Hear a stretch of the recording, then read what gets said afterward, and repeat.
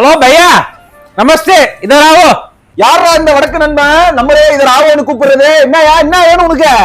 Sir, நம்ம பீகார்ல இருந்து வருது. உங்க கம்பெனில ஏதாச்சும் வேலை செஞ்சு தருது ஏதாச்சும் இருக்கா உங்க கம்பெனில?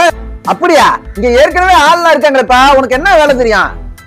சார், நமக்கு எல்லா வேலையும் தெரியும். லேத்து ஓட்டுவோம், பில்டிங் எடுப்போம், 4 நாள் அழகுராஜா சார் நாங்க. அப்படியா? நல்ல வேலைக்காரனா இருப்பியா? சம்பளம் என்ன வேணும் உனக்கு? சார், நமக்கு முந்தைய வேலையை பேர் மட்டும் பாருங்க, சம்பளம் உங்களுக்கு இஷ்டப்பட்டே கொடுங்க. எப்படி வேலை மட்டும் பாருங்களா சார். நமக்கு வெள்ளை குத்திங்கன்னா ஒரு கல்லடிலே கிடப்பாங்க. காலையில எந்திரிப்பா முதல்ல. என்ன இவ்வளவு நல்லவனா இருக்கான் அந்த வடக்கன்? சரி, நம்ம ஊர்ல ஒரு ஆளை சம்பளத்துக்கு வச்சா 1200 ரூபாய் கேட்கறானுங்க. சாப்பாடு வேணுங்கிறானுங்க, சரக்கு வேணுங்கிறானுங்க, ஏகப்பட்ட பிரச்சனை ஆகுது. பேசாம இந்த வடக்கனுக்கு 3 வேளை சோறு தான் கேட்கறான். பேசாம இவனே வச்சிடலாம் போலயே.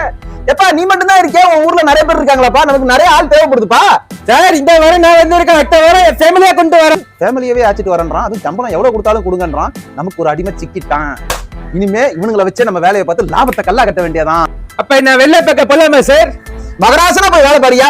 இது ஒரு ஜஸ்ட் கான்செப்ட் வீடியோ தான். 2 பேருமே தமிழ் தான். ஆக்சுவலா பாத்தீங்கன்னா வடக்கு நண்பர்கள் எப்படி தமிழ்நாட்டில் இருக்கக்கூடிய தொழில் துறைகள்ல ஆதிக்கமா ஆகுறாங்க, அவங்க எப்படி அதிகமா வராங்க அப்படிங்கறத ஒரு சின்ன கான்செப்ட் எங்களால முடிஞ்ச அளவுக்கு கொண்டு வந்திருக்கோம். இன்னைக்கு வடக்கு நண்பர்கள் இல்லைன்னா நிறைய தொழில் நிறுவனங்கள் மூடக்கூடிய நிலைமைக்கு கூட போவோம். அதுக்கு காரணம் என்ன? தமிழ்நாட்டில் ஆட்கள் இல்லாமையா? ஆட்கள் சரியா வேலை செய்யாமதுதான் இதுக்கு காரணம். சோ இதுக்கப்புறமாவது நம்ம தமிழ்நாட்டு நண்பர்கள் எல்லா வேலைகள்லயும் பங்கு பெறுங்க, எல்லா வேலையும் செய்யுங்க அப்படிங்கறத என்னுடைய கருத்து. அலட்சிய காட்டாதீங்க.